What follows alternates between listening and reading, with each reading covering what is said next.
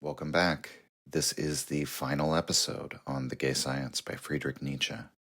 It's been an amazing journey. It's been a long journey. I went back and looked, and the first episode on The Gay Science came out all the way back on July 9th of 2024. So it's been 2 years that it's taken us to walk through this whole book. Now, that being said, we've gone away from the book and come back to it several times. I knew this was going to be a long project, doing an exhaustive analysis of the gay science, but here we're now standing from the vantage point of the end of the project, and it's just incredible to think about. So today we're going to bring the whole thing to completion. So let's jump right in for one final time to the first section, 372. Quote, "Why we are no idealists. Formerly philosophers were afraid of the senses. Have we perhaps unlearned this fear too much?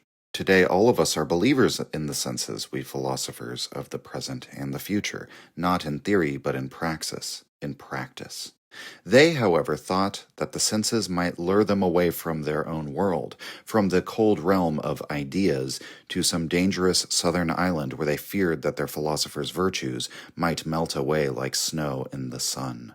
Having, quote, wax in one's ears was then almost a condition of philosophizing. A real philosopher no longer listened to life insofar as life is music. He denied the music of life. It is an ancient philosopher's superstition that all music is siren's music. Today we are inclined to make the opposite judgment, which actually could be equally wrong, namely that ideas are worse seductresses than our senses, for all their cold and anemic appearance, and not even in spite of this appearance. They have always lived on the blood of the philosopher. They always consumed his senses, and even, if you will believe us, his, quote, heart. These old philosophers were heartless. Philosophizing was a kind of vampirism. Looking at these figures, even Spinoza, don't you have a sense of something profoundly enigmatic and uncanny? Don't you notice the spectacle that unrolls before you, how they become ever paler, how desensualization is interpreted more and more ideally? Don't you sense a long-concealed vampire in the background who begins with the senses and in the end is left with and leaves mere bones, mere clatter, categories, formulas, words? For forgive me, what was left of Spinoza, Amor Intellectualis Dei, is mere clatter and no more than that. What is amor, what deus, if there is not a drop of blood in them? In sum, all philosophical idealism to date was something like a disease, unless it was, as it was in Plato's case, the caution of an over-rich and dangerous health, the fear of over-powerful senses, the prudence of a prudent Socratic. Perhaps we moderns are merely not healthy enough to be in need of Plato's idealism. Are we not afraid of the senses because... End quote. And so the last thoughts in the passage link us back to the first thoughts expressed here. Have we perhaps unlearned this fear of the senses too much? The philosophers used to be suspicious of the senses. We could remember the injunctions against the lovers of sights and sounds, as Socrates says in Plato's Republic, and the metaphor to stuffing wax in your ears. The music of the sirens is an obvious reference to Odysseus. To be suspicious of the senses was a prerequisite for philosophizing. And we might even think of On Truth and Lies in the Non-Moral Sense, where Nietzsche talks about how when we create language and we create this idea of truth and falsity and this whole world of concepts, this whole intelligible world, it seems to us more fixed. It seems to us eventually as a more real world than that of the senses. For within conceptual thinking, we can create these fixed categories, and we ourselves can become a kind of fixed category. We can become a kind of fixed property, which can therefore be understood and regulated. We gain a sense of self-control, and this is the world in which the philosopher flourishes, and it's in some sense what the philosopher comes to offer, and it's why he comes to value truth. And so among the ancient philosophers, even the pre-Socratics, we find this distrust of the senses. The classic example of two philosophers who seem to come to opposite positions, but perhaps are the same in one key respect in their distrust of the senses, Parmenides believes that change and becoming are illusions of the senses, and even Heraclitus, Nietzsche says, his opposite, believes the senses lie insofar as they conceal the hidden attunements, the interdependence of opposites, and therefore cover over the flux of becoming. As Nietzsche says again in On Truth and Lies, that our eyes gloss over the reality of things and see forms. In a fluctuating world in which there is no real or no actual law of identity, our senses impose a law of identity upon things. Whereas for Parmenides, the law of identity is a sort of unquestionable truth, and to the extent to which the senses seem to differ with the law of identity, then the senses must be false. And Nietzsche, for his part, in Twilight of Idols, says that he's completely on the side of the philosophy of the senses, and he says that they do not lie as Plato or Parmenides thought they did, nor even as Heraclitus thought they did, even though he feels much closer to the philosophy of Heraclitus because he says the senses do not lie at all. And we have traced this thread throughout the entire book, Nietzsche's affirmation of appearance, the many explorations into the implications of his affirmation of appearance. The last line, though, is incredibly important, and Nietzsche leaves off with an M-dash. Kaufmann says that, clearly, the unwritten thought which Nietzsche leaves for us at the end is that, are we not afraid of the senses because our senses are not as powerful as Plato's, therefore are we less healthy than Plato? Was Plato's idealism necessary as a kind of moderation, a tempering of the over-powerful senses possessed by the Greeks? And now that our senses have been dulled and have been subordinated for a very, very long time to conscious regulation, to moral regimes established by ideals, sometimes ideals inherited from Plato or given in the same spirit as Plato's ideals. In other words, because our senses are weaker because of this regulation, this taming that's happened to us, are we perhaps only now in a position not to fear them? Perhaps, yet again, our so-called courage in this regard is another mask, another pose. We feel that we're in a position to embrace the sensuous world because the entire sensuous world, as we experience it, is so much less lively. I recall another passage from earlier in the book where Nietzsche's implication was that, as our instincts are now so tamed by the long process of civilization, driven by these values of asceticism, we now regulate our instincts by habit. Maybe a cheeky way to put this would be that our instinct is to regulate the instincts. And as such, it would almost have to represent like a strange form of asceticism, a kind of reverse asceticism, if a modern person were to declare that he would only follow his instincts, only chase after the immediate objects of his instincts, his desires. We are simply too prudent for that. Too prudent as a kind of second nature. And so violating this prudence would be difficult. One would have to force oneself to do it, the way the ascetic has to force himself to deny his impulses. And so the entire world of the senses, the entire world that appears, because that is where the world appears, in the senses, that has all become paler. And of course it would. Of course the sensuous world, after being distrusted for thousands of years, would begin to appear paler. Distrusted because of this immense strength of the senses to pull the individual in whatever direction. And out of a feeling of power, of self-control that one finds in the idea, we create idealist philosophy. Perhaps out of a need for idealist philosophy. But idealist philosophy itself is described here as a kind of vampirism. It feeds on the philosopher's blood.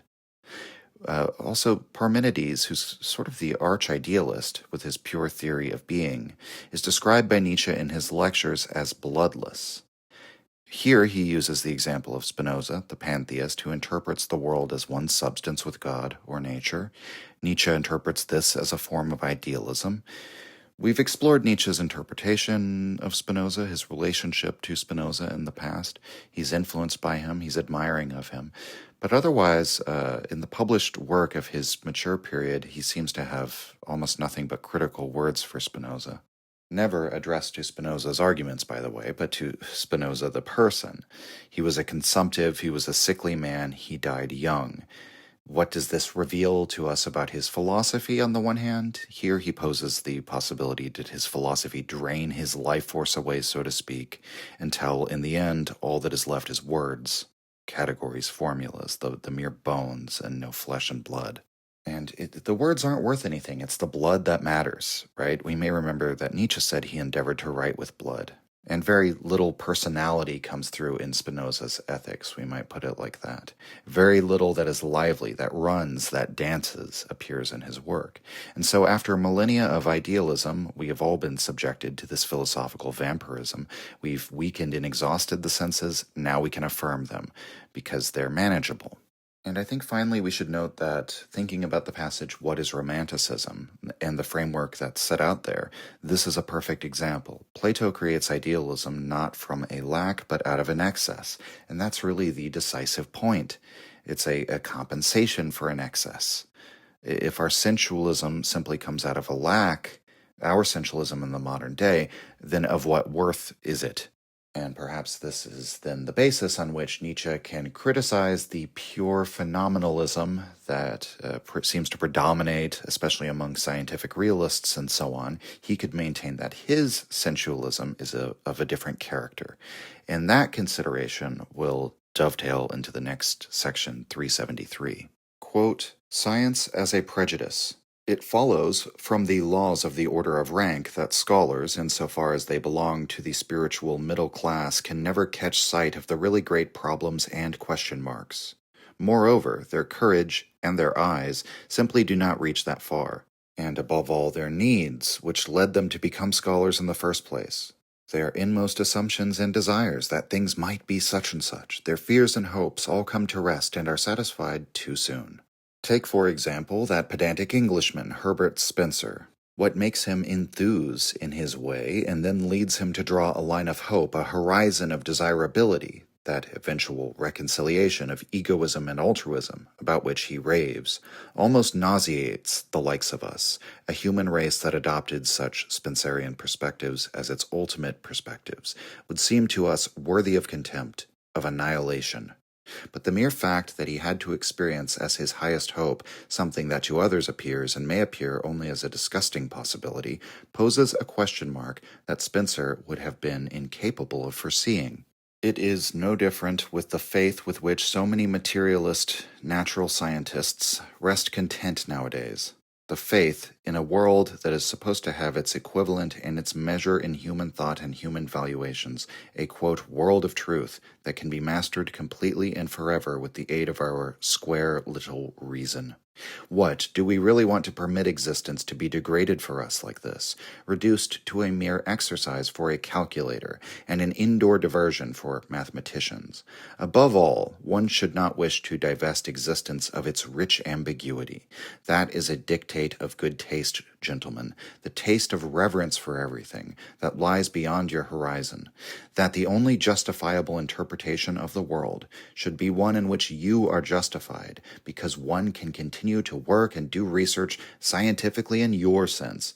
You really mean mechanistically? An interpretation that permits counting, calculating, weighing, seeing and touching, and nothing more. That is a crudity and naivete, assuming that it is not a mental illness, an idiocy. Would it not be rather probable that, conversely, precisely the most superficial and external aspect of existence, what is most apparent, its skin and sensualization, would be grasped first and might even be the only thing that allowed itself to be grasped? A, quote, scientific interpretation of the world, as you understand it, might therefore still be one of the most stupid of all possible interpretations of the world, meaning that it would be one of the poorest in meaning. This thought is intended for the ears and consciences of our mechanists, who nowadays like to pass as philosophers, and insist that mechanics is the doctrine of the first and last laws on which all existence must be based as on a ground floor. But an essentially mechanical world would be an essentially meaningless world. Assuming that one estimated the value of a piece of music, according to how much of it could be counted, calculated, and expressed in formulas, how absurd would such a, quote, scientific estimation of music be? What would one have comprehended, understood, grasped of it? Nothing, really nothing of what is music in it, end quote. So, talk about flipping the script, right? Science only grasps the most superficial aspect of existence, the skin of existence. It only grasps whatever appears, whatever we can say definitively can be measured and empirically verified, whatever can be sensed and, categorized, measured, verified. What if this means that the scientific view of the world would be one of the stupidest views possible? A view which simply takes the phenomenon as a what, as a series of sensed attributes that can be measured, and does not ever think to penetrate beneath the skin. And this is why mechanistic views of the world, for example, don't pass muster as philosophy, even though their adherents may occasionally try to pass themselves off as philosophers, because they can't say what it means, only certain facts about what it is. And not even what is in the sense of being, but in the sense of what appears. And mathematics, in many ways, is just a way of coming up with a far more precise way of saying what is. And so, a purely mathematical world, a world in which everything is a measurable quantity, we can say rather precisely what everything is, would be a meaningless world. And that point might seem a bit cliche at this point, but I don't think it was when Nietzsche was arguing it, and I don't think we should take meaning here in this context to be the kind of Petersonian meaning, a kind of religious story or narrative about life. That could certainly be involved, but the problem that Nietzsche is drawing out seems to me to be more fundamental, because remember, he uses the example of music at the end, which is not... Nietzsche will actually explicitly argue against the idea that music has a meaning in the sense of a narrative, in the sense of a story. Certainly some composers write that way, but the music has a kind of experiential meaning, a kind of perhaps emotional meaning that defies mathematical precision. It can't be described in those terms. And so this comes down to the issue, I think, of interpretation. The fact that the sum of all facts can't be taken in by any one fallible, limited human mind. We have to select, we have to make judgments about what is important. We have to correlate the information, we have to classify it, we have to force these disconnected facts to yield up some relation, some interaction, some correlation by which we can make the world comprehensible, and not just by describing what it is, but by saying what it means, which is an interpretive statement. Everything which can't be tested and repeated and documented and reviewed according to the standards of science would fall by the wayside within this ideology as Nietzsche is describing it. In most interpretations that we make as a matter of course, just in day-to-day life, would not qualify as scientific. And the example given at the end is perfect, because a mathematical analysis of a piece of music is possible, but it tells us nothing of what is musical in it. It can't tell us anything about how we experience the music, what it means to us. But this is troublesome, because isn't Nietzsche a philosopher of appearance, a philosopher of the senses? It seems that here, is he saying that remaining on the surface, on the skin, on the superficial level, is not something to be celebrated? That this is one of the central flaws of science? That perhaps not everything is revealed by the phenomenon itself, and what's more, the appearance must always be interpreted? Yet again, we have to overcome even the Greeks, those who lived in appearance and celebrated appearance. But it's even more troublesome than this, because I think Nietzsche is raising a prospect that flies in the face of his own philosophy, not just his evaluation of the Greeks, and not just earlier philosophical statements, but later ones, philosophy he would publish the next year in Twilight of Idols. That's where he writes that the senses do not lie at all, and yet he just described science as remaining purely on the sensuous surface world, and this is its main flaw. That's perhaps the stupidest, most naive interpretation of existence.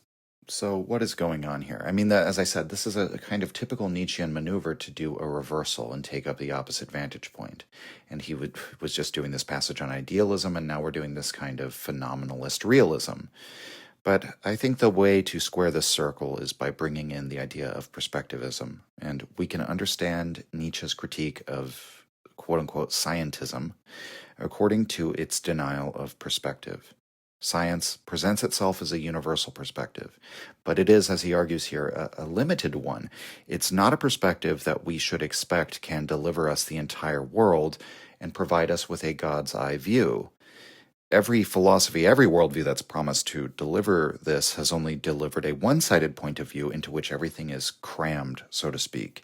So do we really want to reduce existence to something that can be computed with the aid of a calculator? And so for all the time that Nietzsche spends eulogizing the world of appearance and the world of the senses, there are multiple interpretations of the world of appearance possible that nevertheless remain on that level. And the stupidest possible one might in fact be science. And Nietzsche says here that that existence has a rich ambiguity. It's one of the best coinages of Nietzsche, an underrated one, and we might say that from Nietzsche's perspective, ambiguity is a kind of wealth. It's an open, fertile field for countless perspectives to grow and sprout. This is a sign of good taste. This is what the fearless ones desire. We should have a reverence for everything that lies beyond our own horizons. And that seems like such an easy point to grasp, but it's actually incredibly difficult if you want to apply this in real life, because I would argue it's human nature to want to conform our understanding of the world, or even the entirety of reality, with what we already know, with what we're already familiar with, to put it into terms proper to our own little nook of reality, or our specialization, or our special kind of knowledge, or our own repeated experiences, and so on. And to think then that this translation of the rich ambiguity of existence into our own language, into something familiar, constitutes knowledge, constitutes understanding. Nietzsche says, let's try the opposite. Let's assume that whatever is beyond our little nook of reality, is beyond our horizons, beyond our understanding, let's assume that that is of great value. And this is part of the core ethos of the gay science that has been expressed throughout, this kind of, we might say, ascetic renunciation of the desire for certainty. The resistance to ambiguity and the hostility towards multiple interpretations of existence comes from this desire for certainty. To see ambiguity as a kind of wealth requires that one renounce certainty and take delight in the unknown. And so let's not try to translate everything into our own way of thinking, but acquire a taste for ideas and sensations and thought processes that we find incomprehensible. The last thing of note here would be the remarks on Spencer. Herbert Spencer is a figure that Nietzsche critiqued in the Genealogy. Here the key phrase is the reconciliation of egoism and altruism. Spencer's view is that evolution is proceeding towards a harmonious social condition in which the self-interested desires of the ego and the self-sacrificing desires demanded by the communal morality will harmonize, will increasingly realize the utility of a society organized according to the phrase, "a rising tide lifts all boats." Spencer thought that morality itself was a natural evolutionary advantage and an outgrowth of this principle, that it is simply more evolutionarily advantageous to have moral codes that promote the welfare of the majority. Of course, Nietzsche took issue with this in the Genealogy, and why? Well, part of why is a concept he references at the beginning of this passage, the order of rank. This idea denies the order of rank. And that's not surprising, right? Somebody like Spencer comes from the spiritual middle class of scholars. We might relate this to what Nietzsche has said in earlier sections about the scholar being essentially democratic because they come from all walks of life, they're by nature cosmopolitan. Nietzsche's counter-argument against Spencer in the Genealogy is that the welfare of the entire community is not the origin of morality. Morality has a dual origin according to whether it comes from the ancient aristocracies or the ancient priests. And more than that, we can't understand morality's origin through the function that it is serving now, and this is the mistake that Spencer makes. And, Nietzsche's getting at a deeper point here, that science often claims to be sort of non-moral, non-interpretive, and yet there are certain moral interpretations of existence that lend themselves to the scientific, or indeed the scholarly worldview, and certain mistakes that they are prone to. And here Spencer is criticized as an exemplary case of the worldview of the scientist or the scholar. His limited perspective on human life, from his vantage point in the here and now, produces a universal claim about morality, which is merely a reflection of that limited perspective that doesn't penetrate beneath the surface of the issue.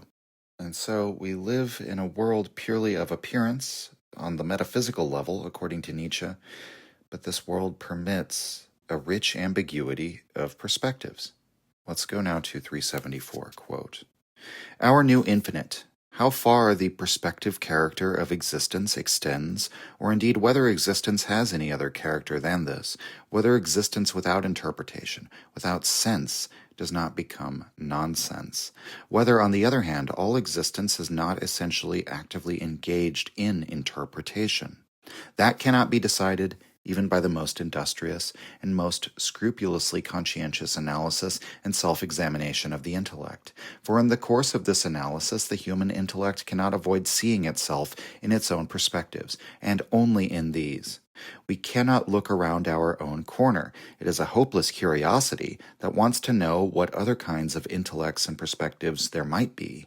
For example, whether some beings might be able to experience time backward, or alternately forward and backward, which would involve another direction of life and another concept of cause and effect. But I should think that today we are at least far from the ridiculous immodesty that would be involved in decreeing from our corner that perspectives are permitted only from this corner.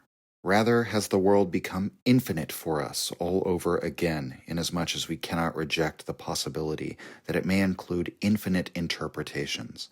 Once more we are seized by a great shudder, but who would feel inclined immediately to deify again after the old manner this monster of an unknown world, and to worship the unknown henceforth as, quote, the unknown one? Alas, too many ungodly possibilities of interpretation are included in the unknown, too much devilry, stupidity, and foolishness of interpretation, even our own human, all too human folly, which we know." End quote.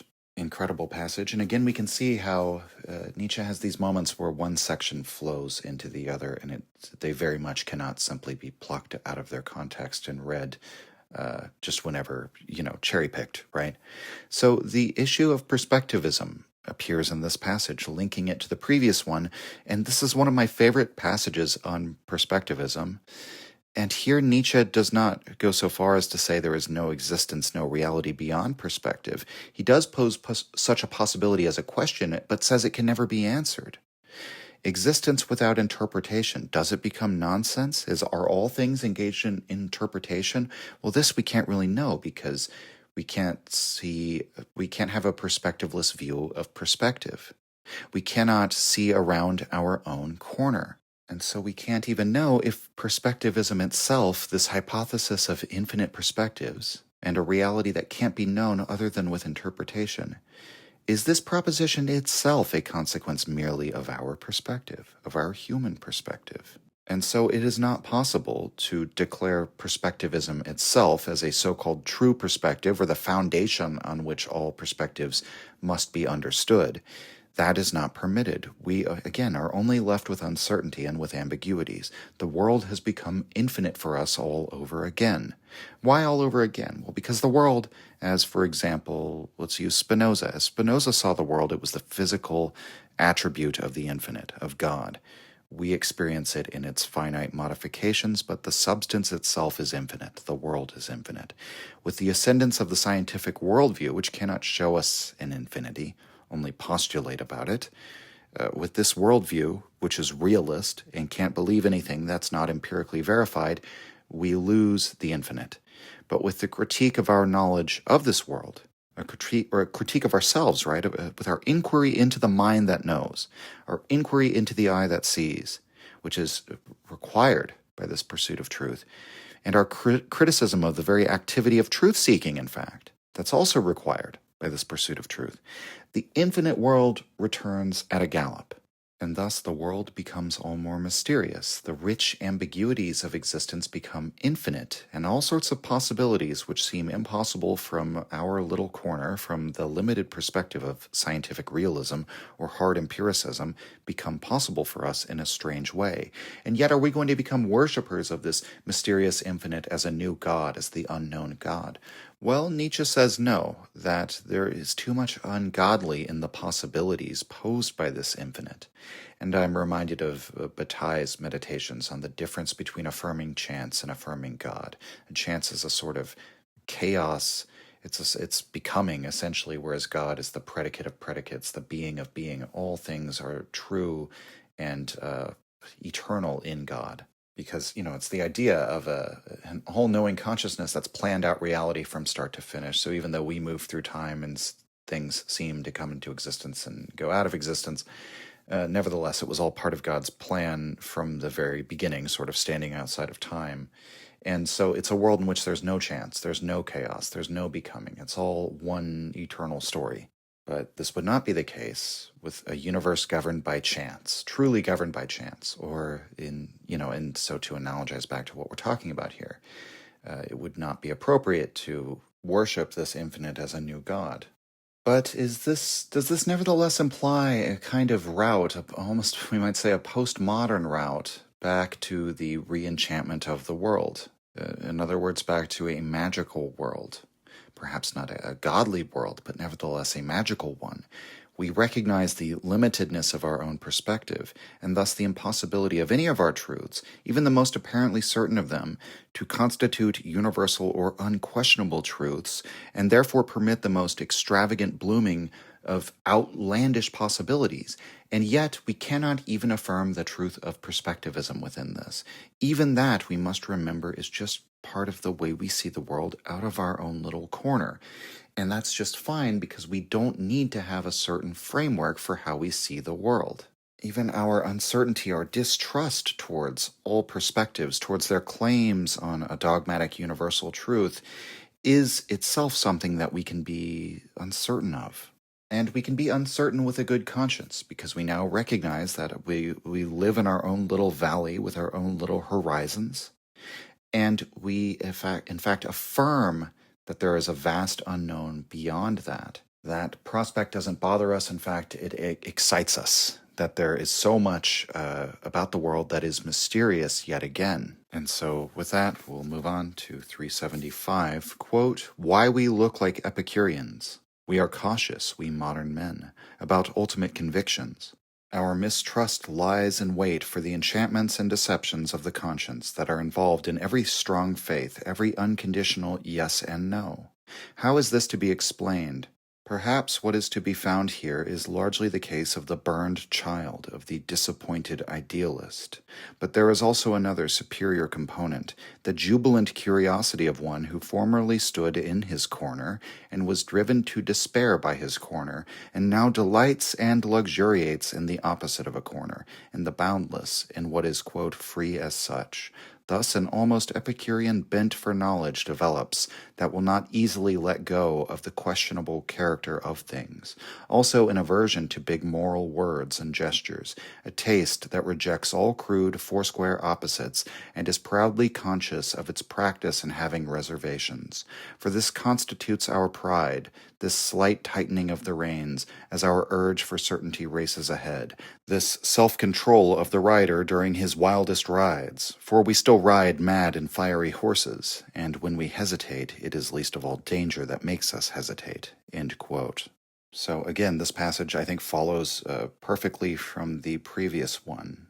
So Epicurus is agnostic, and not just about the gods, but about many things. Now, he's not really a skeptic, because he doesn't think you should always withhold judgments. Epicurus makes certain judgments. He's willing to make the judgment that pain or suffering ought to be reduced, and that one's life will become better the more that this is reduced.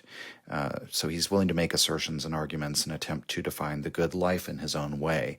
But the Epicurean is cautioned to not, he's supposed to be cautious about making convictions.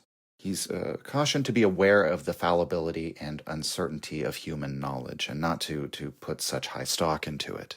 So do we too appear as Epicureans? We have to keep control of this wild, insatiable truth drive, right? Our drive for certainty leads us on, a fiery and wild horse. So that's in some sense the defining feature of the modern intellect. That is what has been nurtured by the culture of Europe for thousands of years. And so this is what we have to restrain in the way Plato restrained the senses. Epicurus is another one of those figures like Spinoza that Nietzsche has a complicated philosophical relationship to.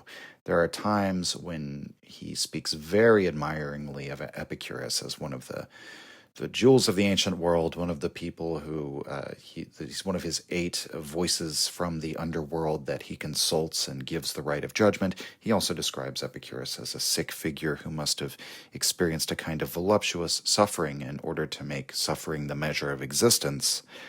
But we may appear like Epicureans because we too restrain our mad dash towards certainty with a kind of agnosticism. Agnosticism may be necessary for us, for beings just as ourselves. And so we are proudly conscious of having reservations, of having a sense of restraint. And, this could come from multiple things. There are multiple interpretations possible here, multiple diagnoses. It may come from being disappointed idealists who have really thrown ourselves into a Platonic interpretation of the world and been disappointed by that view. It may have also come from having held one conviction, being disabused from it, and then finding oneself in the opposite corner, maybe, or wishing to experience a kind of freedom from all convictions. Maybe being someone who's felt as though they were crammed into their own little corner, their own little nook, and this nurtures a desire, a compensatory desire for freedom from all such nooks, an excessive untethering from the unconditional yes and no, a delight in being free as such.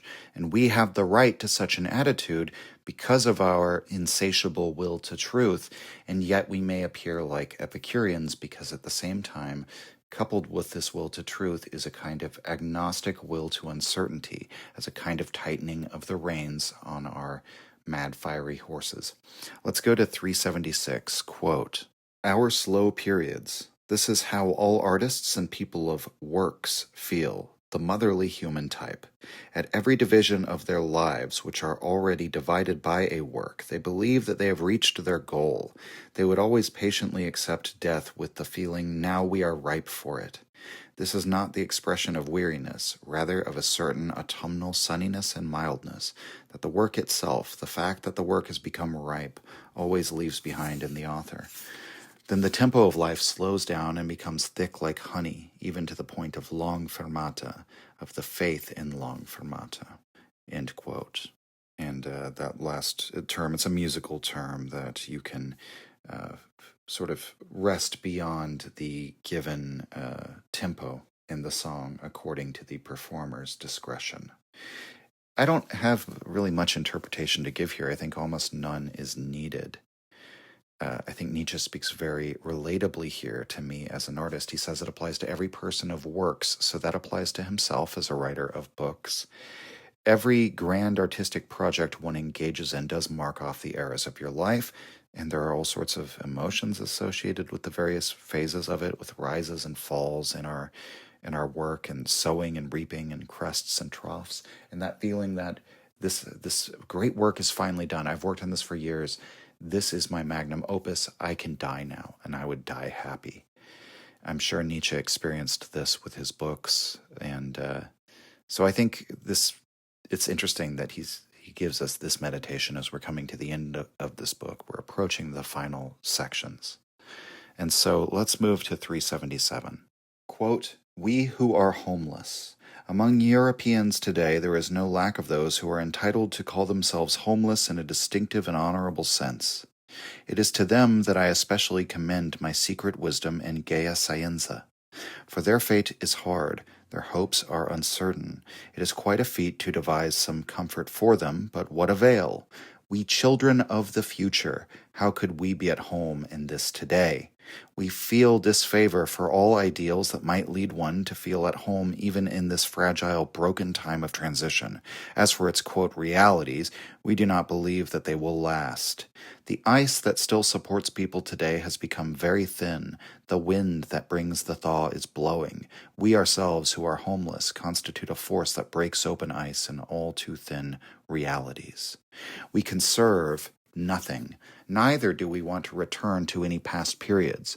We are not by any means liberal. We do not work for progress. We do not need to plug up our ears against the sirens who in the marketplace sing of the future.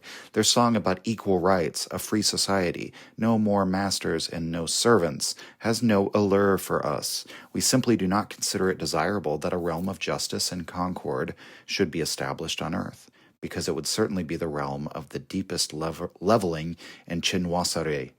We are delighted with all who love, as we do, danger, war, and adventures, who refuse to compromise, to be captured, reconciled, and castrated.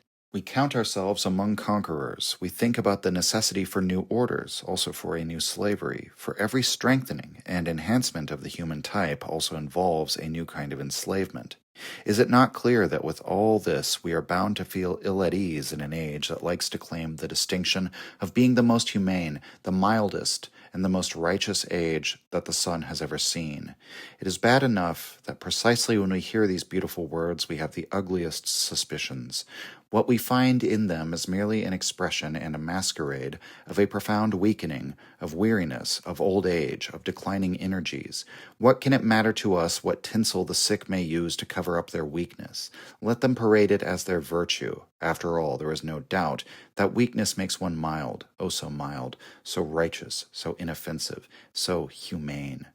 The religion of pity, to which one would like to convert us. Oh, we know the hysterical little males and females well enough, who today need precisely this religion as a veil and makeup. We are no humanitarians. We should never dare to permit ourselves to speak of our love of humanity. Our kind is not actor enough for that, or not Saint Simonist enough, not French enough. One really has to be afflicted with a Gallic excess of erotic irritability and enamored impatience to approach in all honesty the whole of humanity with one's lust. Humanity. Has there ever been a more hideous old woman among all old women, unless it were truth, a question for philosophers?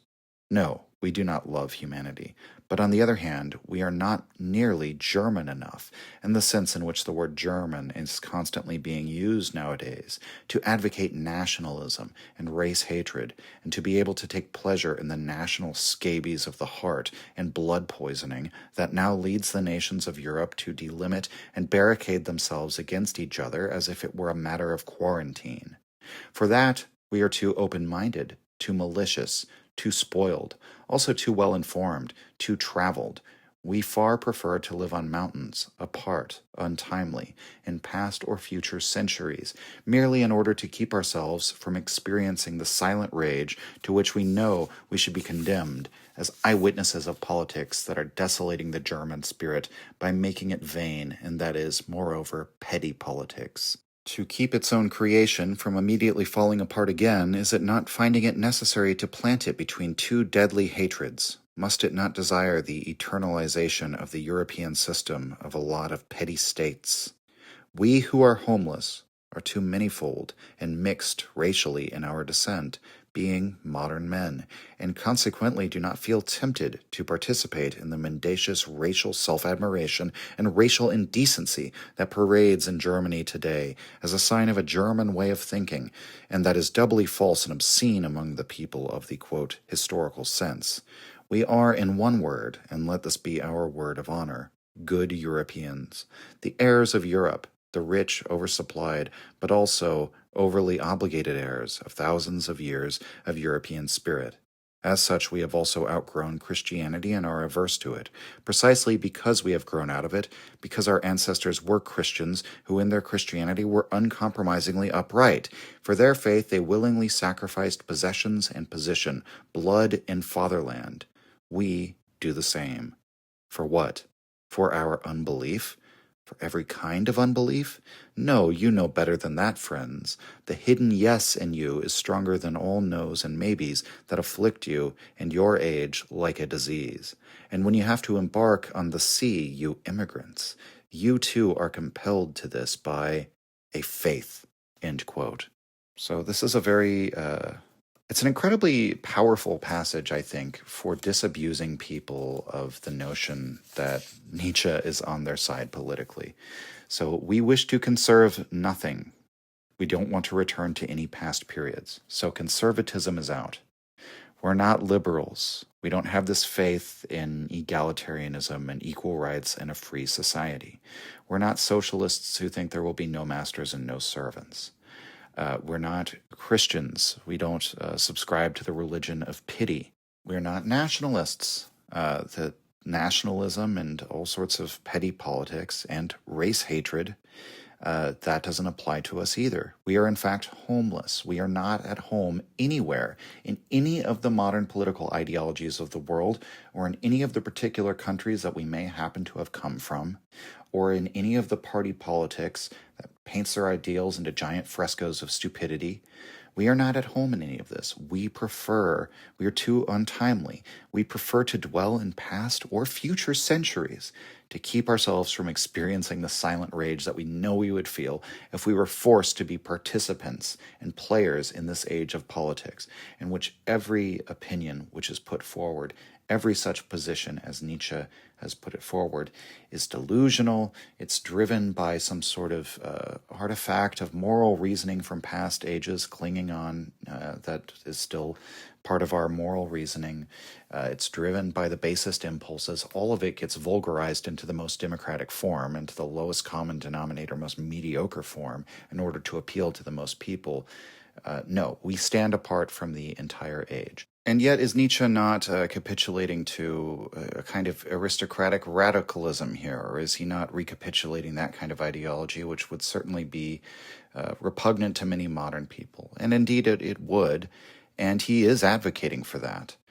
But, I mean, let's keep in mind what Nietzsche is actually saying here. Because what he's saying is that not only is it not possible to completely level everyone into being no masters, no servants, it wouldn't even be desirable. And he uses a racial term here, chinoiserie, that essentially we would become Chinified.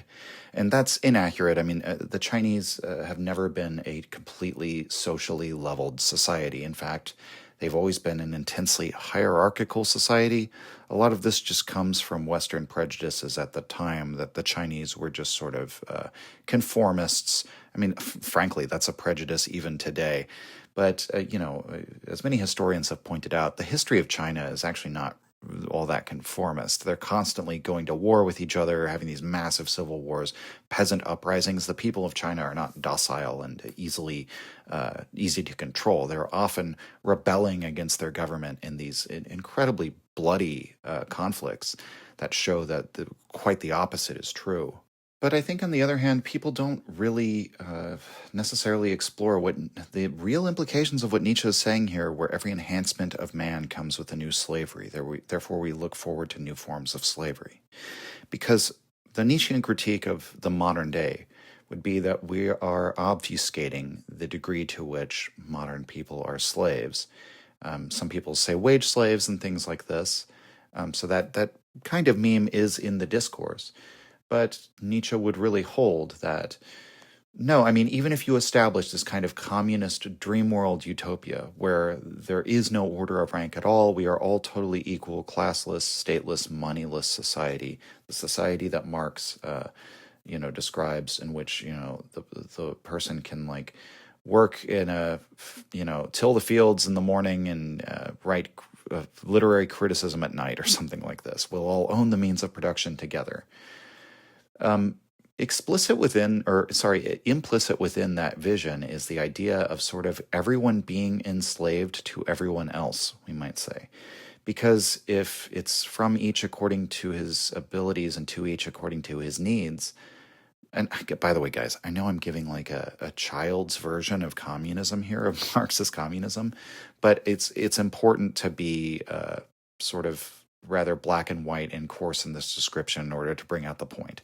In that kind of society, from each according to his ability to each according to his need, everyone would be enslaved by everyone else, because in order to receive any benefits of society, you would be compelled to labor. Now, you wouldn't be compelled to labor by a sort of coercive contract with a private owner of a factory or something like this. You would be coerced by just the abstract entity of the community or the collective. If you want anything, if you want to sustain yourself, if you want nourishment, maybe even some small luxuries, you're going to have to work. And, the amount that you would have to work would be no longer determined by your boss, but a sort of collective decision made by, the binding votes, or however you do it, committee decisions of the group. And, people interpret this state of affairs as if it would be a state of freedom and in which we all have collective power. But you could equally say if we all have collective power, then each individual is enslaved to the collective in some sense.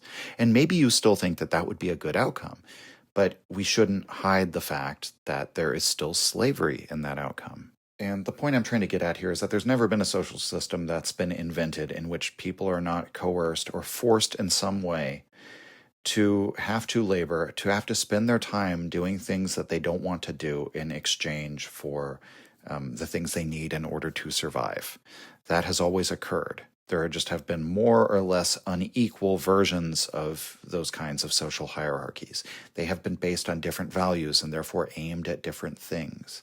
They have held different definitions of what constitutes freedom or what constitutes the good life or patriotism or duty to the community or any of these various concepts that we apply to the social life. We've had all sorts of different interpretations, but at the end of the day, it's always mankind enslaving one another in order to achieve some kind of advancement, in order to place ourselves into a better situation, better according to the reigning valuations of that social system, than we would be otherwise were it not implemented. And so, therefore, if we wish for mankind to further advance or to further enhance itself, become even greater, more powerful, then we must wish for new forms of slavery. And indeed, that's what even the modern capitalist world has brought us. There are all sorts of forms of slavery now that people could not have even imagined due to our technological advancement and abundance in our society. All sorts of ways of, through the digital world, of being a wage slave and stuff that people never even dreamt up before. We have, in fact, invented new forms of slavery. We're doing it all the time. And, on some level, this just comes down to the Nietzschean idea of the innocence of becoming. Right? The innocence of nature, not condemning nature and life. If that's the reality, that there is always a command and obedience, there's always an order of rank, there's always enslavement as a cost to pay for the enhancement of the species, then you have to affirm that or at least forgive it if you wish to affirm life and affirm nature. But on another level here, Nietzsche does say that, I just spoke of advancing or enhancing mankind. Is it not a contradiction where later in the passage Nietzsche says, humanity, has there ever been a more hideous old woman among all old women? And I think what he's getting at here is that the idea of humanity, as he says in Will to Power, it doesn't advance, it doesn't even exist. All of humanity construed as this abstract concept, again, the way in which we level humanity in our very thought, not necessarily in practice, but in theory. But maybe that theory will lead to a practice, right? Of leveling all mankind into just this abstract notion of humanity or mankind. That is the starting premise. That's the paralogism upon which all such universalist, dogmatic worldviews and plans for humanity, that's what they begin with, is that kind of premise, this leveling of humanity. And again, Nietzsche is a non-universalist, even though what he expresses here is a kind of, again, pan-Europeanism, a kind of desire for a pan-European, if not society-wide movement, a kind of pan-European attitude from we fearless ones. And why? Well, there's been so much in this book about not trying to be what you aren't. And so much fixation on the problem of the actor, and acting becoming just all-pervasive in our culture. And Nietzsche says, we are too modern, quote-unquote, to be provincial, national, racist, small-minded, petty people. We are too racially mixed for that. We are too cosmopolitan for that by our very nature. We are the rootless cosmopolitans. We are who are homeless, the name of the passage, right? That is required in some sense to be an immoralist, to think outside of these moral categories, or if not purely outside of them, to be able to shift your thinking from perspective to perspective, such that you are not bound to any one of them. We are too much inheritors of this modern world to be that petty and small in our thinking. And so, even though what Nietzsche says about new forms of slavery probably makes many modern people uncomfortable, there's your sop to the PC crowd, to the woke crowd. Nietzsche as the anti-racist. It's scabies and scabies of the heart and blood poisoning, essentially, the way in which he calls it elsewhere in his notes for Beyond Good and Evil. There were, it's not notes, it's actually the removed sections from Peoples and Fatherland. So we're going to be more political meditations in that work that were excised. And if you look into those, he calls it the mendacious race swindle. He says to associate with no one who is involved with the mendacious race swindle. Today we would call them race hustlers or race baiters. Nietzsche sees that very clearly for what that is. It's another artifact of the democratic way of participating in politics, where you play upon those things and manipulate people in that way. And just for me, I think the key part of the passage is the rejection of modernity in toto, basically saying the entire thing we stand apart from. That is, we are children of the future. We want to get over all of the dialectics that are playing themselves out in the modern world. They are all sick and limited in some way, but we are not even moralistic enough to wish to, try and stand there and debate and pick apart all of these positions and show how sick and limited they are. After all, what good would it do? And furthermore, we prefer to turn our attention to how all of modernity can be overcome, and that doesn't begin by denying who and what we are as thoroughly modern types, as people who are native to this modernity. But rather than wanting to preserve it and dwell in it, whether that takes the form of wanting to preserve the race, preserve the nation, preserve some petty dynastic interest, or on the other side, to want to preserve the values of the religion of pity, of Christianity, preserve Christianity in the form of socialism and anarchism, and create the perfect Christian utopia on earth, even though if we call it by secular terms, because we're just repeating what the Adamites did or what the Anabaptists did, and by basically wagging our finger at the earthly church and saying, no, you haven't fully taken Christianity through to its full morally pure conclusions that you must take it through. We're not interested in any of this. This is a time of transition, and we are of the future. We welcome that future. We can't wait to get beyond all of the mind-numbing, nauseating thought habits that define this present age.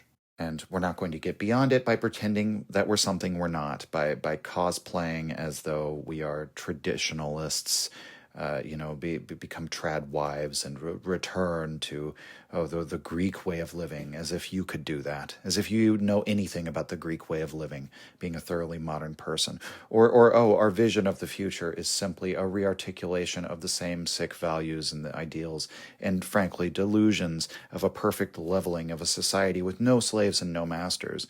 This utopian vision that has been held up ever since Christ said we're all equal in the eyes of God. We're not interested in going back to that either. We are actually interested in the future. And what is the future? It's uncertain. It's unknown. We know that there is something coming which we cannot even comprehend or have any notion of. We can only have the most faint adumbration of it. We can only have just the most vague prescience or prophecies of what's coming in the future.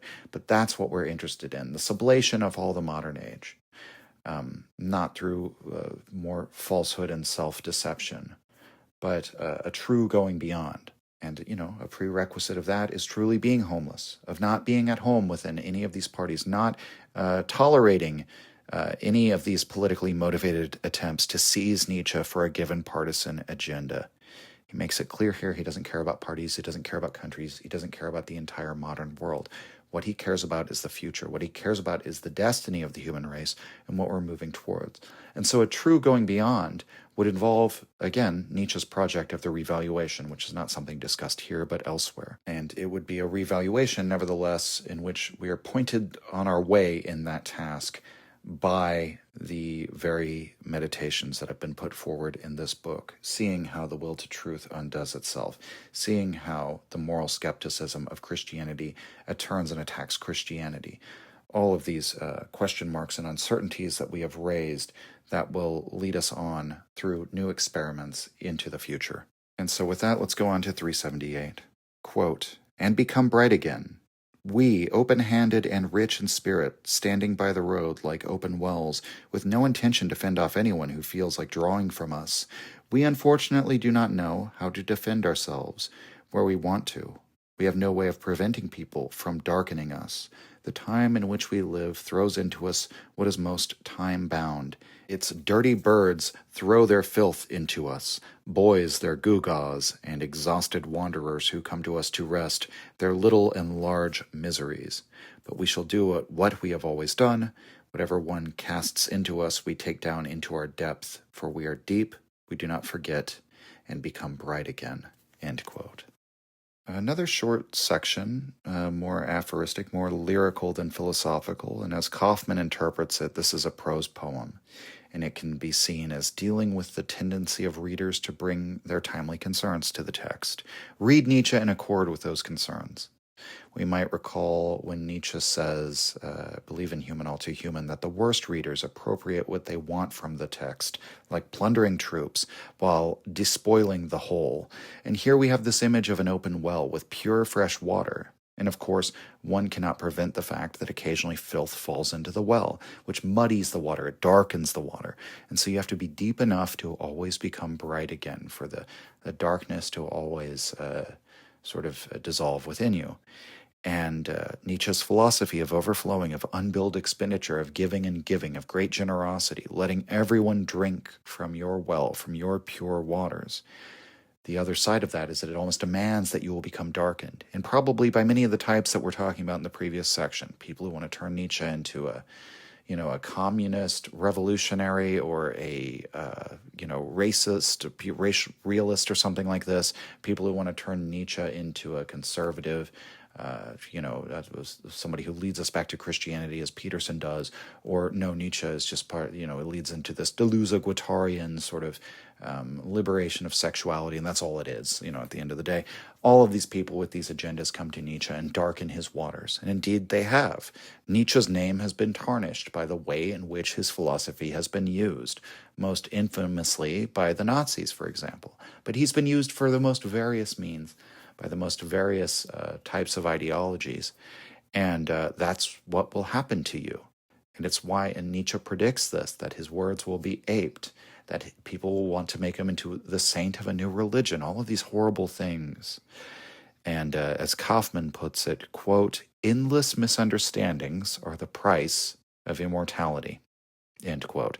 And that is a great way to put it. And so, as Kaufman says, there are, of course, more possible interpretations. It is more like a prose poem than a philosophical section, so it's something for you to sit and chew on. Let's go to number 379. Quote, "The fool interrupts. The writer of this book is no misanthrope. Today one pays too dearly for hatred of man. If one would hate the way man hated formerly, timonically, wholly, without exception, with a full heart, with the whole love of hatred, then one would have to renounce contempt. And how much fine joy, how much patience, how much graciousness even do we owe precisely to our contempt. Moreover, it makes us the, quote, elect of God. Refined contempt is our taste and privilege, our art, our virtue perhaps, as we are the most modern of moderns." Hatred, on the other hand, places people on a par, vis-a-vis. In hatred there is honor. Finally, in hatred there is fear, a good and ample element of fear. We fearless ones, however, we more spiritual human beings of this age, we know our own advantage well enough to live without fear of this age precisely because we are more spiritual. We shall hardly be decapitated, imprisoned, or exiled. Not even our books will be banned or burned. The age loves the spirit. It loves and needs us, even if we should have to make clear to it that we are virtuosos of contempt, that every association with human beings makes us shudder slightly, that for all our mildness, patience, geniality, and politeness, we cannot persuade our nose to give up its prejudice against the proximity of a human being, that we love nature the less humanly it behaves, and art when it is the artist's escape from man, or the artist's mockery of man, or the artist's mockery of himself. End quote. So another character speaks. The fool interrupts. Perhaps Nietzsche's making an all too honest disclosure. Maybe prudence would advise him against making such a disclosure. He's saying too much here. But nevertheless, from the mouth of the fool, we have the phrase, "we fearless ones." Why are we fearless? Well, in this section, it's because we are lacking in hatred. And fear is a large element of hatred. And so whoever can think as an immoralist, as a perspectivist, beyond good and evil in his considerations of things, only he is able to think hatelessly.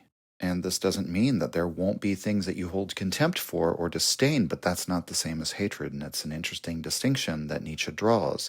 Hatred puts you on a kind of equal plane with the thing that you hate, whereas disdain places it beneath you. Nietzsche's approach, in which you simply pass by whatever you cannot love, means that you aspire to a hateless life, seeing all instances of hatred as a kind of a snare. It's something that pulls you down to the level of what you hate, and which expresses your fear for whatever it is that you hate. And at times, the way that Nietzsche expresses these like celebrations of contempt, for example, at the beginning of the Antichrist, almost treating contempt as a virtue, that can seem cold and inhuman. But the alternative is hatred, which may be very human, it might be even all too human, but that is not celebrated either by the various world religions and moralities, the common morality that the people hold. The Christian instead is told to forgive. He's commanded to forgive. He's called on to love his enemies, and that's because love and hatred are intensely related. You can more easily come to love one that you hate rather than become indifferent to them, and contempt or disdain involves a kind of indifference. And so, all of the YouTube clickbait titles that say why Nietzsche hated this, hated that, hated so-and-so, right? Why he hated Socrates, why he hated Martin Luther, whatever the case may be. That kind of framing is so wrong. And at best, it's dramatic language to capture people's attention. Surprise, surprise. That's why it's clickbait. But Nietzsche makes it clear he may have contempt. He may find nothing redeeming in certain people. He may pass them by as unworthy of consideration, but there's no hatred. And this applies to what he says about humanity and what he was saying about modern man and the whole of modernity and its politics, its petty politics, just 2 sections ago. We can no longer hate timonically, we moderns of moderns. Timon was an ancient philosopher who was known as the hater of men, an ancient misanthrope. Nietzsche says the author of this book is no misanthrope, and we moderns of moderns simply cannot hate with our whole heart anymore. So we again have this idea of the self-overcoming of modernity, that it's by taking modernity through to its ultimate conclusions that it shall be overcome, not by hating it, which is really a form of loving it or fearing it. All of these sort of fanatical, hypersensitive emotions. Nietzsche's searching for a sort of a colder attitude. Even if modernity has no positive worth, or very little, that doesn't mean you place yourself in a negative dialectical relationship to it or with destructive feelings toward it. It should be overcome because we have this affirmative goal of accomplishing something with humanity. As of yet, as Nietzsche says in his notes, humanity is only the experimental material, a field of ruins, but maybe we could accomplish something with it. But you don't make such an accomplishment when driven by hatred. And I love what Nietzsche says about we fearless ones, insofar as we will not be burned or beheaded. Our books won't even be suppressed. Is this why the fool is speaking here? Is this where he's saying too much? Is he telling us that our fearlessness is perhaps a bit cheap? Of course we're fearless. We're in this sad, exhausted interregnum of values. People with zealous commitments to their values aren't going to cut off our heads. They barely exist anymore. The level of commitment that people have to their values is much paler. Similarly, right, earlier, are we not afraid of the senses because the senses are no longer so strong? Are we not afraid of moral zealotry? Can we be immoralists because morality is no longer as strong? Can we be fearless immoralists in the same way that we can be philosophical sensualists because the senses have weakened just as morality has weakened and become exhausted? And so this puts a different spin on we fearless ones. It's no longer that we are so extraordinary in our courage, but that we have perhaps the good fortune, the fate of being born at this time in which immoralism has become possible, because it is finally possible for man to no longer fear morality. Is it finally possible to become fearless in these matters of spirit precisely because the modern age loves the spirit? They need us. They may not even know it, but they need us. So, very fascinating passage. Let's go to 380. The character, the Wanderer, a kind of recurring character in Nietzsche's work, returns here. Quote, "The Wanderer speaks. If one would like to see our European morality for once, as it looks from a distance, and if one would like to measure it against other moralities, past and future, then one has to proceed like a wanderer who wants to know how high the towers in a town are. He leaves the town. Thoughts about moral prejudices, if they are not meant to be prejudices about prejudices, presuppose a position outside morality, some point beyond good and evil, to which one has to rise, climb, or fly, and in the present case, at least a point beyond our good and evil, a freedom from everything European, by which I mean the sum of the imperious value judgments that have become part of our flesh and blood. That one wants to go precisely out there, up there, may be a minor madness, a peculiar and unreasonable you must, for we seekers for knowledge also have our idiosyncrasies of unfree will. The question is whether one really can get up there. This may depend on manyfold conditions. In the main, the question is how light or heavy we are, the problem of our specific gravity. One has to be very light to drive one's will to knowledge into such a distance and, as it were, beyond one's time, to create for oneself eyes to survey millennia, and moreover clear skies in those eyes. One must have liberated oneself from many things that oppress, inhibit, hold down, and make heavy precisely us Europeans today. The human being of such a beyond, who wants to behold the supreme measures of value of his time, must first of all overcome this time in himself. This is the test of his strength, and consequently not only his time, but also his prior aversion and contradiction against this time, his suffering from this time, his untimeliness, his romanticism." End quote. And I think, on the one hand, at the end here, we're treading over some of the previous ground that I brought out in my interpretation before. That, yes, we are untimely, but this doesn't mean that we should fall into a kind of romanticism, a kind of, out of suffering from our time, throwing ourselves into a romantic return or a pessimistic or nihilistic view of life. Nietzsche, again, go back to the passage, what is romanticism? Because this is fundamentally what Nietzsche sees as the problem. Not that we suffer from the age, but whether or not we suffer from lack or from excess. All artists, all creators are in some sense sufferers, as Nietzsche says there. But I think this passage is it's a great summary of what we've talked about throughout this whole text, really, the entire book. And I often appeal to the same kind of imagery that Nietzsche uses here. If you want to know how high the towers in your town are, you must leave the town, bringing out truth by contrast. Because, after all, it's always a matter of comparisons. If someone who's never been outside of their small town in Texas comes to visit me in Austin, they might be amazed by the skyscrapers here. But our collection of skyscrapers is pretty unimpressive compared to New York City, for example. So you have to leave the city walls, as I often say. You have to leave the circumscribed thinking of one's native morality if you want to make comparisons with other ways of moral thinking, and therefore understand your own morality, understand what is pronounced in it, what is diminished in it, which you can only know by comparing it to the others, to understand its relative qualities and attributes. But the language of leaving the town as the language for journeying beyond the morality of your community, the morality in which you were raised, the morality you've soaked up most thoroughly, so it's just part of you. It's something unquestioned. That language is used again and again with the character of the wanderer, especially in the middle period works, and then in Ecce Homo he says that he believes that philosophy is an act of wandering in forbidden country. And so to have thoughts about moral prejudices, therefore, that's the subtitle of Daybreak, Nietzsche's work in which he says his campaign about against morality begins. You have to be able to travel beyond good and evil, or else they will just be prejudices about moral prejudices.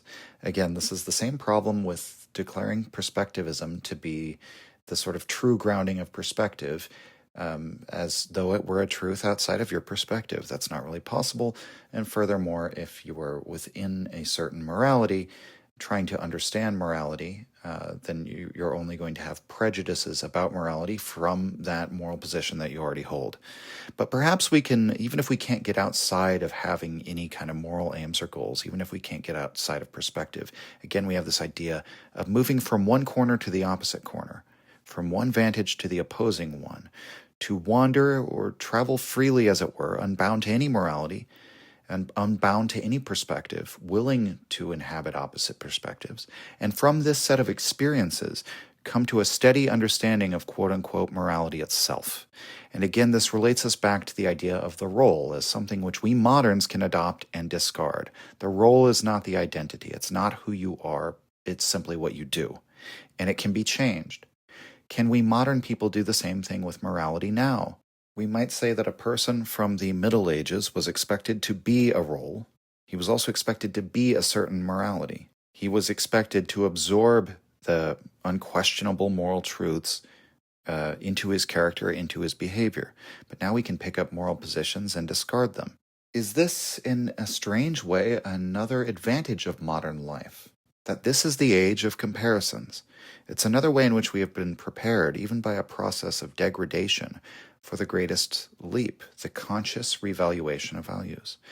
And what is needed for this is above all lightness, every binding to the earth, to our own particularity, bindings of a family, a culture, a religion, we might say in the context of we homeless ones, a certain home perspective, that a familiar language or thought process through which everything unintelligible can be translated into this. When we bind ourselves to that, that prevents us from soaring upwards, flitting about as we please across this whole world of moral judgments, infinite in their richness. And this is not a moral demand on us, as Nietzsche makes clear. We still have our dictates, how does he put it exactly? Our idiosyncrasies of unfree will. The only you must or you ought contained here is that to be such a person, you must have this desire already. You must have an inflexible and even foolish desire to peer into the nature of things, to therefore vivisect morality, to follow that insatiable will to truth. All right, 381 on the question of being understandable. Quote, one does not only wish to be understood when one writes.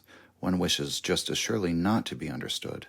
It is not by any means necessarily an objection to a book when anyone finds it impossible to understand. Perhaps that was part of the author's intention. He did not want to be understood by just anybody. All the nobler spirits and tastes select their audience when they wish to communicate, and choosing that, one at the same time erects barriers against, quote, the others. All the more subtle laws of any style have their origin at this point. They at the same time keep away, create a distance, forbid entrance, understanding, as said above, while they open the ears of those whose ears are related to ours. And let me say this among ourselves and about my own case. I don't want either my ignorance or the liveliness of my temperament to keep me from being understandable for you, my friends, not the liveliness, however much it compels me to tackle a matter swiftly, to tackle it at all. For I approach deep problems like cold baths, quickly into them and quickly out again. That one does not get to the depths that way, not deep enough down, is the superstition of those afraid of the water, the enemies of cold water. They speak without experience. The freezing cold makes one swift. And to ask this incidentally, does a matter necessarily remain ununderstood and unfathomed merely because it has been touched only in flight, glanced at in a flash? Is it absolutely imperative that one settles down on it, that one has brooded over it as over an egg, diu noctuque incubando, as Newton said of himself? At least there are truths that are singularly shy and ticklish and cannot be caught except suddenly, that must be surprised or left alone. Finally, my brevity has yet another value. Given such questions as concern me, I must say many things in order that they may be heard still more briefly. For being an immoralist, one has to take steps against corrupting innocence. I mean asses and old maids of both sexes, whom life offers nothing but their innocence. Even more, my writings should inspire, elevate, and encourage them to be virtuous. I cannot imagine anything on earth that would be a merrier sight than inspired old asses and maids who feel excited by the sweet sentiments of virtue. And this I have seen. Thus spoke Zarathustra. So much regarding brevity. Matters stand worse with my ignorance, which I do not try to conceal from myself. There are hours when I feel ashamed of it. To be sure, also hours when I feel ashamed of feeling ashamed. Perhaps all of us philosophers are in a bad position nowadays regarding knowledge. Science keeps growing, and the most scholarly among us are close to discovering that they know too little. But it would be still worse if it were different and we knew too much. Our task is, and remains above all, not to mistake ourselves for others. We are something different from scholars, although it is unavoidable for us to be also, among other things, scholarly. We have different needs, grow differently, and also have a different digestion. We need more, we also need less. How much a spirit needs for its nourishment, for this there is no formula. But if its taste is for independence, for quick coming and going, for roaming, perhaps for adventures for which only the swiftest are a match, it is better for such a spirit to live in freedom, with little to eat, than unfree and stuffed. It is not fat, but the greatest possible suppleness and strength that a good dancer desires from his nourishment. And I would not know what the spirit of a philosopher might wish for more than to be a good dancer. For the dance is his ideal, also his art, and finally also his only piety, his service of God." End quote. Another long, beautiful passage, and we should remember the last a passage we talked about the last time called "We Incomprehensible Ones." Nietzsche takes up a similar theme here, and it's one that also appears in Beyond Good and Evil. "I do my best, sometimes at least, to be misunderstood," Nietzsche tells us. "I do not want to be easily understood. There's an intention of turning certain others away to keep them out." Now, this has led some people to the conclusion that there's a kind of esotericism in Nietzsche's writing, that there are, as it were, hidden meanings in the text, and you need some sort of key of interpretation that you have to understand first. Or, in the worst form, I would say in like the most vulgar form of this idea. This would be the position that Nietzsche's work has to be in some way decoded in order to be understood. And we have these views, strangely enough, from all corners, not only from the sort of spirited amateurs who read Nietzsche, who sometimes hold this. So there's the other side. There's the view that Nietzsche can't be approached without a scholarly framework for comprehending his work, maybe even a systematic framework. And from the other side, there are those who say, no, Nietzsche wanted to bar his works from scholars. They have an esoteric meaning that the scholars can't understand. And I don't see many literal Straussians interpreting Nietzsche this way. I mean, there certainly is a Straussian interpretation of Nietzsche, but that would be sort of akin to that kind of viewpoint on Nietzsche's works. And I think that's the wrong thing to take from these statements of Nietzsche, frankly. As Nietzsche says here, though we are scholarly, we are no scholars. So that's out, right? He would have not held that you need an academic framework or a system to interpret him. His work resists this. His work dances in uncertainty. It dances in this richness of ambiguity. He, again, brings in the idea of the dancer as the highest ideal of the philosopher. And of course, he says, I can see no higher ideal than this. Of course, that's a confession of who Nietzsche is. But, I mean, even the things he says earlier, as a brief digression, I was thinking of the continental analytic divide, that analytic philosophers find continental philosophy to be unintelligible. Well, maybe that's part of the point. You're not supposed to understand this until you've been indoctrinated in a long history of ideas in the continental tradition that are referenced and taken in and become part of the language of it. And so there's a much deeper issue at play here regarding this issue of Nietzsche's work being intentionally obscured or made hard to understand by its own author. And I think if we consider the implications, if Nietzsche's work is really something to be decoded, if that were the case, then Nietzsche's work would not actually be harder to understand. It would just require that you find the code key for interpreting it or decoding it. And once you have that key, then the work can be read.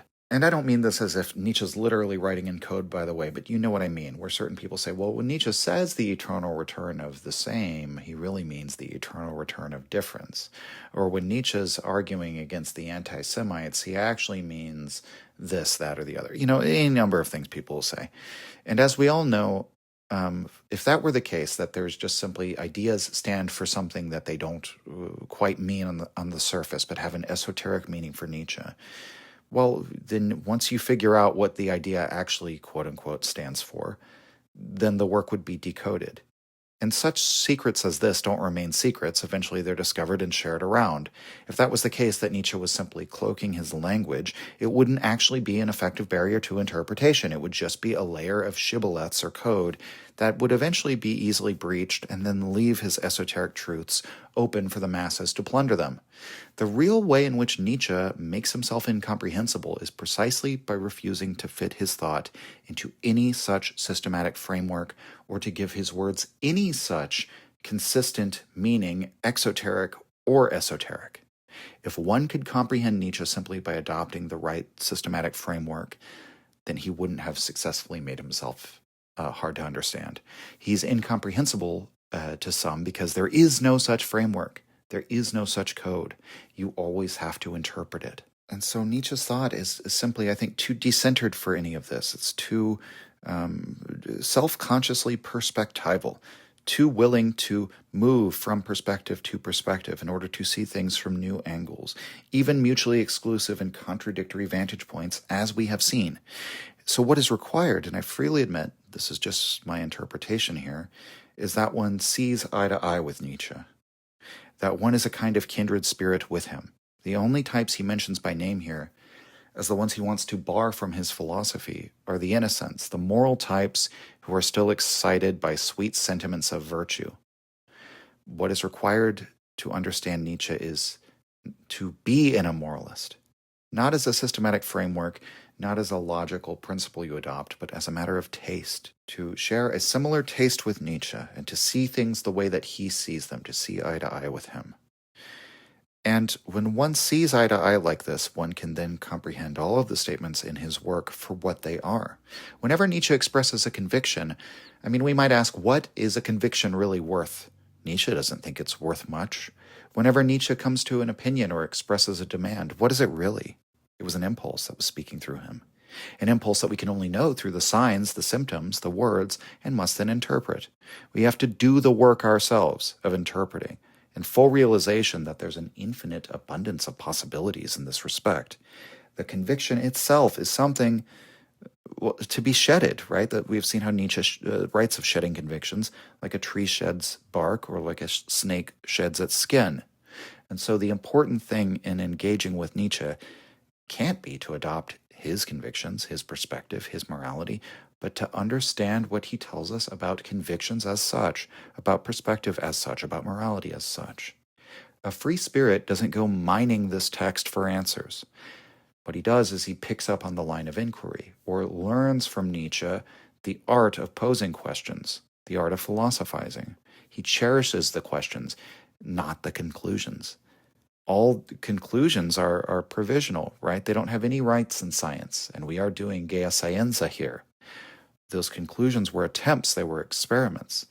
In some sense, they're a record, a history of the philosopher's growth, his movement, his transformations and self-overcomings. Clinging to one of them would be a farce, or it might be a pose, trying to act out the ideal that we've made Nietzsche into. And so Nietzsche says that his method is that he plunges into the depths quickly. The idea that one can't descend to the depths in a flash, that comes to us from the enemies of cold water. They don't even know what it's like to plunge themselves into the icy depths that we do. Certainly not with the kind of lively rapidity at which Nietzsche encourages us to do so. And so this is how Nietzsche is comfortable. Plunge into a different perspective. Inquire what need birthed those perspectives. Which kind of lack inspired this type of ideal? What impulse is this thought an expression of? This is the psychological truth, the physiological truth that he is after. And in the end, they don't even need to be counted as truths. What matters is that what was previously fathoms below has been glimpsed for the first time. Psychology is the route to the deepest problems. And even if we may only glimpse it from our own particular eye, not the eye of God, it's the act of repeatedly plunging ourselves into the cold water. It's that activity that is of the highest value. The final note, Newton is referenced here. Kaufman says Newton doesn't seem to have said this. He talked about always thinking unto his own ideas, but the idea of meditating on them day and night, as Nietzsche gives in the Latin. He didn't exactly say that. Kaufman charts out a kind of explanation for why Nietzsche attributed this idea to Newton, of always thinking unto his ideas day and night. The important thing is not substantiating the quotation, but the contrast with the thinker who meditates on the same issue, ruminating on it, chewing the cud of a single thought, a single idea, versus Nietzsche who plunges in and out of them. In other places, he speaks of leaping from mountaintop to mountaintop. Finally, we have the penultimate section, one of the greatest sections in the entire book, 382, The Great Health. Quote, "Being new, nameless, hard to understand, we premature births of an as yet unproven future need for a new goal and also a new means, namely a new health, stronger, more seasoned, tougher, more audacious, and gayer than any previous health. Whoever has a soul that craves to have experienced the whole range of values and desiderata to date, and to have sailed around all the coasts of this ideal Mediterranean, whoever wants to know from the adventures of his own most authentic experience how a discoverer and conqueror of the ideal feels, and also as an artist, a saint, a legislator, a sage, a scholar, a pious man, a soothsayer, and one who stands divinely apart in the old style, needs one thing above everything else, the great health. That one does not merely have, but also acquires continually, and must acquire, because one gives it up again and again, and must give it up. And now, after we have long been on our way in this manner, we Argonauts of the ideal, with more daring perhaps than is prudent, and have suffered shipwreck and damage often enough, but are, to repeat it, healthier than one likes to permit us, dangerously healthy, ever again healthy. It will seem to us as if, as a reward, we are now confronted an as yet undiscovered country, whose boundaries nobody has surveyed yet, something beyond all the lands and nooks of the ideal so far, a world so overrich in what is beautiful, strange, questionable, terrible, and divine that our curiosity as well as our craving to possess it has got beside itself. Alas, now nothing will sate us any more. After such vistas, and with such a burning hunger in our conscience and science, how could we still be satisfied with present-day man? It may be too bad, but it is inevitable that we find it difficult to remain serious when we look at his worthiest goals and hopes, and perhaps we do not even bother to look any more. Another ideal runs ahead of us, a strange, tempting, dangerous ideal, to which we should not wish to persuade anybody, because we do not readily concede the right to it to anyone. The ideal of a spirit who plays naively, that is, not deliberately, but from overflowing power and abundance, with all that was hitherto called holy, good, untouchable, divine, for whom those supreme things that the people naturally accept as their value standards signify danger, decay, debasement, or at least recreation, blindness, and temporary self-oblivion, the ideal of a human, superhuman well-being and benevolence, that will often appear inhuman. For example, when it confronts all earthly seriousness so far, all solemnity and gesture, word, tone, eye, morality, and task so far, as if it were their most incarnate and involuntary parody.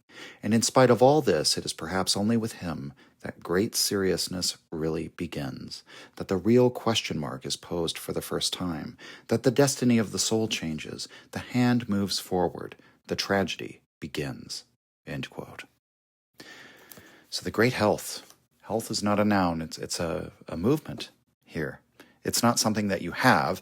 You're healthy by continually giving up health, giving up what might be a harmonious homeostasis or something, continually plunging into danger, into sickness. As Nietzsche will say in Beyond Good and Evil, danger in the alley and in the heart, every kind of hardship, every kind of risking oneself, those are the conditions under which the plant man has grown most vigorously so far. So Nietzsche's conception of health is not something ordinary, something which is possessed by the normal human being as a default state. It's not even something which can be possessed. Or rather, it's only possessed by giving it up, which is a paradox. It's an oxymoron, but it's one which seems eminently true. A state of homeostasis necessarily leads to atrophy and to decline. And one's health is something that has to be continually reconquered. You have to convalesce again and again in order to be healthy. The way you break down a muscle through, working the muscle, and so that it will build itself up stronger and stronger. And so the great health is this very act, this very appetite for convalescence, for continually getting over our sicknesses. And whenever we feel that we have reached the goal, that is precisely where we have to throw our health away again. And we say to ourselves, as Zarathustra says, what good is my happiness? What good is my health? What good is my wretched self-complacency, my well-being, the preservation of my existence, the preservation of my current form of life? Throughout this book, we've had the imagery of sailing, of setting forth on a daring journey across seas to discover a new world. Here Nietzsche uses the phrase an undiscovered country. It's actually the same language I believe Shakespeare used to refer to death as the great undiscovered country. The ultimate beyond, right? And yet it couldn't be farther from Nietzsche's meaning that he's referring to some sort of afterlife as the undiscovered country here. I mean, here the fearless ones are called the Argonauts of the ideal. Jason and the Argonauts, the intrepid Greek sailors. And so our quest has been to uncover the meaning of the ideal, just as they sought after the golden fleece, I believe. And in many ways, this passage is a reiteration of some of the most memorable ideas from Book 4, the idea that the moral earth, just as the physical earth, has its antipodes, its opposite poles. This imagery returns here at the very end, and thus we have become discoverers and conquerors, but of what? Of the ideal. We're something akin to the conquistadores, and I think we can understand this based on what Nietzsche has already told us up to this point about the need to step outside perspective in order to understand perspective as such, to step outside of morality, your particular morality, in order to understand morality, and that one never truly gets outside. But you can perceive the movement. You can see the limitedness, the fracturing of each perspective when you're able to move from one to the other. And the same goes for moral perspectives. The same goes for the ideal, what might be the image, the representation of the highest values. We have sailed the coasts of this Mediterranean, finding the ideal on every shore. But nothing sates our hunger for the truth. Because after all, we too are still pious, still set aflame by that fire lit by Plato that truth is divine. And this insatiable urge is going to drive us to the other side of the moral earth in search of new country. We are thoroughly modern, and thus we are sick of modernity. We are sick of present-day man. But again, as we've learned from previous sections, not out of hatred, but out of disdain, contempt. The worthiest goals that have been put forward, the highest hopes, seem almost laughable. And, Nietzsche in Ecce Homo would assert that he has no ideals. But he says here another ideal runs ahead of us. So in a sense that we're following after. The ideal of a spirit who plays naively with all that has been considered holy, good, untouchable. In a sense, this could be seen as the ideal of Nietzsche himself, but he later uses the term superhuman. A human and superhuman, well-being and benevolence, which could appear inhuman from our limited moralistic perspectives. And so here we have an appearance of the overman. But really we could say that the overman idea appears not in the form of a figure, but in the notion of the great health. That is the affirmative content, the positive content of the overman idea. And Nietzsche presents this, I think, with a kind of self-awareness of the incomprehensibility of what he's saying. That effectively this is an anti-idealistic ideal, because after all, we're sounding out all ideas now. We've been willing to tap on every idol as one taps with a tuning fork to sound out its tone, as Nietzsche would say in Twilight of Idols. We've sailed to every coast. We've wandered across the whole earth, comparing the different heights of our moral towers to our own town and to every other town. We cannot take the ideal seriously anymore. Or at least we can't take seriously the old stories about what the ideal was supposed to be. And yet this total lack of seriousness, this childish and naive and innocent mindset, in which one can play with whatever has been the objects of the greatest seriousness and holiness so far, which is the thing that's being idealized here, frankly. The idealization is being able to play with the ideals by which man has lived, with this disregard for their holiness. With this, the true seriousness can begin. And I'm thinking of that aphorism from Beyond Good and Evil, that man attains maturity when he's able to recapture the seriousness of a child at play. And of course, we have the idea of the child god of the zodiac Ion that's expressed in Heraclitus, and of course, the child as the final metamorphosis of the spirit. And so we set forth the real question mark. It's here that the destiny of the soul changes, the tragedy begins. What is the question mark? It's worth pondering it yourself. What question mark are we left with as the summation, in effect, of the gay science, particularly the gay science book 5? Other philosophers typically end with a conclusion, But for Nietzsche, the whole thing culminates in a question, and a great question, and even which question it is questionable. But the fact that he says that here the tragedy begins when we fix this question mark, that suggests, I think, the spirit of the inquiry. The great health may be an anti-idealistic ideal, but can we therefore elevate it to an ideal? And to put this in plain language, if health is not the norm, but rather sickness is, then to imagine a transformation of the human race, an overcoming of sickness in accord with our perspectival view of health, that would be to philosophize as all past philosophers have done, out of lack, out of compensation, to wish for things to be different than they truly are. We might say that whether or not man is to proceed in a healthier direction towards the overman, or a more sickly direction toward the last man, what exactly in Nietzsche's philosophy thus far would lead us to the conclusion that the conscious reasonings of the philosopher will have any effect on which direction we take?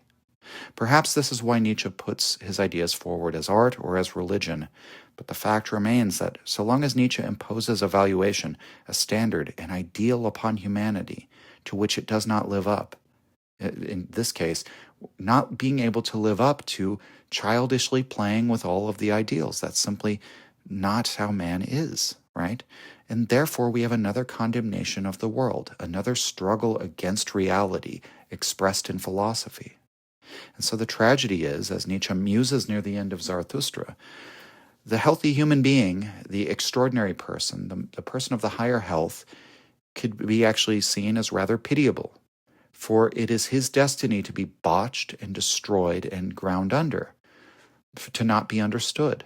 And Zarathustra says in the end, he must renounce his pity for the higher man as he renounces all pity. His aim is amor fati, to want nothing to be different. So how can he wish that it could be different with the super healthy individual? How could he wish that it could be different with the human species? How could it be otherwise that such a type is condemned as immoral? And can we, the lovers of what is, condemn the world for its condemning? Can we condemn humanity because we seem condemned to condemn?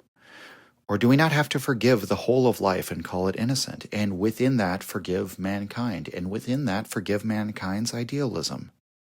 As Nietzsche often remarks, it is not as if we can live without morality, without values, see without perspective. We can't know without interpretation. Can we live without an ideal? Are we, as it were, condemned to idealize? And if that is the case, then do we not have the right to idealize the great health? There are certainly more questions to be posed than this, but I think this passage and our meditations on it have gone a fair bit of the way of summarizing really the project of this book. And I've talked about this book for a long time now, so I will leave the rest of the questioning to you. I'll now read from the final section, 383, the epilogue. Quote, "But as I slowly paint this gloomy question mark at the end, and am still willing to remind my readers of the virtues of the right reader, what forgotten and unknown virtues they are, it happens that I hear all around me the most malicious, cheerful, and koboldish laughter. The spirits of my own book are attacking me. Pull my ears and call me back to order. We can no longer stand it, they shout at me. Away, away with this raven-black music. Are we not surrounded by bright morning, and by soft green grass and grounds, the kingdom of the dance? Has there ever been a better hour for gaiety? Who will sing a song for us, a morning song, so sunny, so light, so fledged, that it will not chase away the blues, but invite them instead to join in the singing and dancing? And even simple rustic bagpipes would be better than such mysterious sounds, such swampy croaking, voices from the grave and marmot whistles, as you have employed so far to regale us in your wilderness, Mr. Hermit and musician of the future. No, not such tones. Let us strike up more agreeable, more joyous tones. Is that your pleasure, my impatient friends? Well then, who would not like to please you? My bagpipes are waiting, and so is my throat, which may sound a bit rough, but put up with it. After all, we are in the mountains. At least what you are about to hear is new, and if you do not understand it, if you misunderstand the singer, what does it matter? That happens to be the singer's curse. His music and manner, you will be able to hear that much better, and to his pipes, dance that much better. Is that your will?" End quote. And the epilogue, I think, doesn't require much explanation. It serves to introduce the poems, or as Nietzsche calls them, the songs at the end of the book, which I also think are mostly better read on your own time, insofar as I'm not going to interpret any of them, just as I didn't interpret the beginning rhymes. These are the songs of Prince Vogelfrei. Vogelfrei means bird-free, and it has the connotation of someone being an outlaw, someone who is free as a bird because he lives beyond the law, the kind of person the lawman will shoot on sight. So he places this gloomy question mark at the end of his work. The tragedy begins here. And, he effectively is asking the question of whether or not this entire exercise has been tragic, which is remarkable because this work emphasizes at the very beginning that there is a grand comedy of existence. And also because the final section of Book 4, which formerly concluded the gay science in the first printing, and also transitions seamlessly into Thus Spoke Zarathustra, was also entitled The Tragedy Begins. And so that means the whole work of Thus Spoke Zarathustra is a tragedy, right? He's a tragic figure. Zarathustra will not be understood. He will change nothing. He can't impose his anti-idealistic ideal on those without the ears to hear it, for those who are not meant to understand him. And yet, in the carefree spirit of this book, in the previous section in The Great Health, he mentions, all these various figures: the artist, a saint, a legislator, a sage, a scholar, a pious man, a soothsayer. He says that somebody who wants to know from the adventures of his own authentic experience how all of these types feel. And so Nietzsche's conjured all of these perspectives, these sub-personas within himself, and now, the various masks and spirits and kobolds within essentially rebel at the end of the book. He's just said, well, we're setting this tragedy into motion yet again, and yet Nietzsche's inner panoply, they rebel and they say, enough with this raven black music, enough with your tragic interpretations of this work. It's time to sing. It's time to sing joyously. And so let's return then, which I think will be appropriate, to some passages from the very first section of Book 1 of The Gay Science, which, as I mentioned at the beginning, we first spoke about 2 years ago. And so this is from The Gay Science, section 1, quote, "It is obvious that these tragedians, too, promote the interests of the species. They, too, promote the life of the species by promoting the faith in life. Life is worth living, every one of them shouts. There is something to life. There is something behind life, beneath it. Beware," end quote. And further down in that section, quote, "There is no denying that in the long run, every one of these great teachers of purpose was vanquished by laughter. The short tragedy always gave way again and returned into the eternal comedy of existence, and the waves of uncountable laughter, to cite Aeschylus, must in the end overwhelm even the greatest of these tragedians. In spite of all this laughter which makes the required corrections, human nature has nevertheless been changed by the ever-new appearance of these teachers of the purpose of existence. It now has one additional need, the need for ever-new appearance of such teachers and teachings of a purpose." End quote. It is clear that Nietzsche is one more teacher of the purpose of existence. And we need it, don't we? We crave it. We want the ideal. We want to fix a meaning, a purpose onto our lives, onto the species, onto life itself. We want to know the meaning of life. And here Nietzsche suggests once again a tragic meaning. He is one of those tragedians. But what happens? He is vanquished by laughter. He's vanquished by his inner chorus, demanding that we sing songs to herald the bright day. In spite of all such gloomy question marks, has Nietzsche not suggested to us over the course of this book that there is something to life, something behind life, something beneath it? Has he not endeavored to show us that life is worth living? And thus, to commemorate the end of the gay science, while I will not provide an analysis nor any interpretation of the final poems, it seems incomplete not to indulge in at least one of these songs. So of course I'll have to read the final song, To the Mistral, a dancing song. For this spirited bit of lyricism is really what Nietzsche intended to be the parting word of the text. Quote, "Mistral wind, you rain cloud leaper, sadness killer, heaven sweeper, how I love you when you roar. Were we two not generated in one womb, predestinated for one lot evermore? Here on slippery rocky traces, I dance into your embraces, dancing as you sing and whistle, You that shipless do not halt, freedom's freest brother, vault over raging seas, a missile.